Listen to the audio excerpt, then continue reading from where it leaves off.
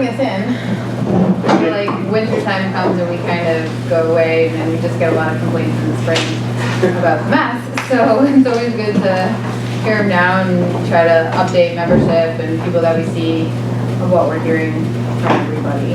So thanks. I'm actually going to go for this. I'm going to go first. And actually, even though it's winter time, I think the issue is big. So let me start with saying is I think 99.9% of dog owners do a great job. They don't take care of their dogs. But there's recently, over the past 6 months, it's been a disaster in the sense where, I'll give you one example. Last night I got home, I live at 22 Thatcher my entire life, and at 20 Thatcher next door, if the tenant of the building came out, there was like dog right as they were coming out. So there's a handful of people that have absolutely no consideration where their dog goes. The block across from Bobby's Grocery, those who do the North End on Endicott Street, where Sophie Mercadante lives, that whole block is a disaster. Literally, you don't know where you're putting your foot. To the point that about a month ago, some anonymous person put these signs, these poems on the poles, asking the dog owners to be considerate of children, of tourists. In fact, I saw a tourist walking down there and really stepped in. I know better, so you're swaying because it's dark there, I walk in the street, but I'm embarrassed, being a lifelong non-bender, and it's, like I said, it's a handful of people. Yeah. That it is a disaster. They're literally not cleaning up after their dogs. The small, and I don't know what you can do to get the message out there. But I know my parents, my mom's 77, my dad's 81. They're out there, scrubbing all the time, and we don't own a dog because I would love to have a dog, but I live in a small space, and it's not appropriate. But we don't know what to do. So one thing that we have done that we've kind of encouraged people to do is we actually have our own RUFF surveillance cleanup signs, and we get emails from people, non-dog owners, some are dog owners, different parts of the neighborhood being like, there's a dog on my street, I don't know who it is, and every morning I come out and there's a huge something or other on the sidewalk, I can't deal with it. And so we go over, usually we meet with whoever it is just to kind of talk to them, get a feel for what's going on. And we give them the signs, we laminate them. Guaranteed 9 out of 10 times that sign will be torn down by somebody within a day or two. So we give them like 5. Those were torn down after a couple of days. Yeah, so we give them 4 or 5, and eventually one of them sticks. And we have heard some positive feedback from a few people being like, they must be going somewhere else because it's not here anymore. So it's kind of, we put out small fires where we can and when we can, but it's a battle. It has not got better, but it's actually getting worse. Like this past week, I would walk around a lot. You don't know where I'm not surprised. As soon as it gets cold, people are even worse than it is when it's nice out and there's a lot of people walking around. There's the chance of somebody seeing an irresponsible dog owner not picking up. So they're more likely to pick up during those times. But now that it's cold and people are rushing and they're, it's dark, that type of, it's like prime for people to be irresponsible. So the first thing I would do is let us come to your area where we can do a small cleanup. People sometimes see that and they're like, oh, people are here, they're doing stuff. And we'll put up a little couple signs. We'll see how long they last. It's like all over the place, but Thatcher and Endicott, especially Endicott, the block, I think it's like across from 166, that whole block there. Yeah. It's all the time, constantly. Sometimes it takes time, you know what I mean? I know that is not what people want to hear, but... Because I see a lot of dog owners like really taking time. Yeah. It's handful. We're never gonna win, to be honest with you, but we can do what we can when we can, and sometimes those signs make a difference. People read it and they realize, oh, someone was here. And we have a cheeky little Sherlock Holmes dog on there, so it's on Beacon Hill, I've seen near some of the trees, you got this dog, little metal thing, and it says, the dog's about, and it says no on the dog. So. Yeah. Even planters and stuff, that people take time to make their places look nice, and no one wants that to happen, so. Is there a contact that you prefer for the info at ruffboston.org, just hit us up, it hits 4 of us all the time. For the uninitiated, what do the signs say? I'm sorry? What do the signs say that you put up? We have a couple, so we have our basic rules, when we founded RUFF a couple years ago, just kind of our principles about responsible dog ownership, but since this not picking up problem had increased. Like I said, we made a little Sherlock Holmes dog, and it says under RUFF surveillance. And to be honest with you, for the next couple of weeks that we put a sign up, we kind of walk that little route or whatever your block, you know, if you say Thatcher Street's your problem, it's like, we'll make an effort to kind of like every other night or for like a couple of weeks, kind of just roll by. Has the sign been pulled down? What do we see? Is it a pile up of bags? Like, you know what I mean? Like, so we kind of just try to go and feel out the situation. Sometimes, like I said, it helps, sometimes it doesn't. But it's just saying, be responsible. Your neighbors are watching you. They know, you know, they notice that you're not cleaning up. So please clean up after your dog and just be a responsible dog owner. So We talked internally too, just about the lack of sort of dog waste management things. Have you been in contact with the city, or are there any efforts to sort of increase their visibility or to increase like, just bags or, you know? So the bags are actually something that RUFF does. We do that ourselves and stock them and buy them. We've had some donations, which has been great, but that's been largely RUFF initiative. We have one of our board members literally goes and fills them up.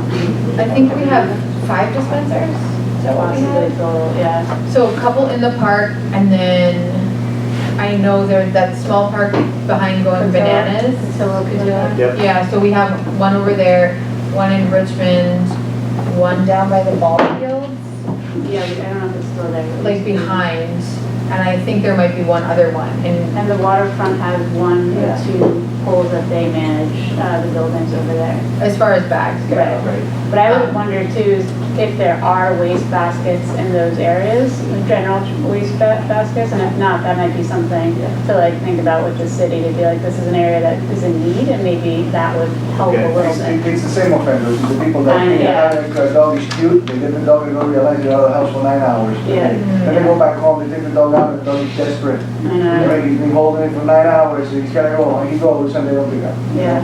I live on that end of the North End, and I agree completely, I have dogs, Yeah. many dogs, and we pick up on them, and we buy them a little bags, which is what you do. If you want to have a dog, you gotta buy them food, you gotta take them to the vet, you gotta buy them bags, it's like having a child at home.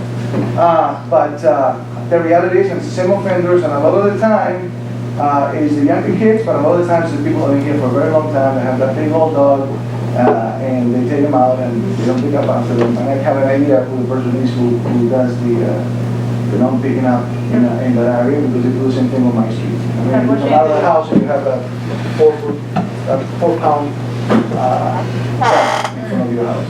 And people don't do it at the parks either, and people don't do it at the dog park sometimes on Richmond Street. You know, you go over, you end up picking up other people's stuff because they don't pick it up. But it's just being plain irresponsible, you know. So the other one, everybody carries a phone, you see them doing it, take a picture. You know? Something that we do also encourage is talking to other dog owners. A lot of times dog owners respond better to somebody who owns a dog. Not all the time, believe me, it's not always great, but just holding each other responsible is the best way. Like, and we kind of try to suggest nicer ways to do it, like, oh, did you forget a bag tonight? Like, I have an extra if you need it. You know what I mean? Like, so it at least acknowledges to that person, hey, I notice you're not cleaning up. I used to reach out the window, is somebody gonna pick that up? Yeah, so I mean, so we're just going the nicer route. But, you know, there's not, you don't get nice back when people are not doing nice A things. lot, you know, you're It is a very tough, right. it is a tough situation. There's some other like areas that like, I mean, areas where like I walk by that couple, so it's not easy to kind of Do you do have- everything. I'm sorry. Yeah. Did you have a flyer or anything that you provide to like maybe realtor companies that when they, if you issue dogs, that sort of says these are the properties within the neighborhood, these are the ways, just so that, obviously they're not to include it in the lease, but just so that they can give something to their tenants We where. certainly could, if that was something that the real estate, like, places were interested in. And we've been working on, one of our initiatives for the spring is to kind of have a map of the North End and know where the trash barrels are. That does change a little bit, but that was one of the things we were thinking about. Yeah. A different issue I think that we sort of talked about too, was just dogs that are unleashed. Do we have any sort of preventative measures for that, other than saying that, I know everybody In thinks that their dog parks is the best dog. or walking on the street? Where is the On the street. On the street? Oh, wow. I guess I don't see that. I don't see Too that often. really. And then, I mean, it is, obviously, that is a law. Right. Yeah. Hard to enforce because only hard to get anyone there to enforce it in that time frame, but we do encourage it. It is one of our big rules. Is it on any of the signs that you place? I know, and I appreciate the signs you put near the ballpark because that's just, nobody seems to care that dogs are on the shoot. Not nobody, I shouldn't say that. But I do like the signs up there, and I read them, but I can't recall whether there's like a bullet point, they can please be sure that when you leave, you're leashed or.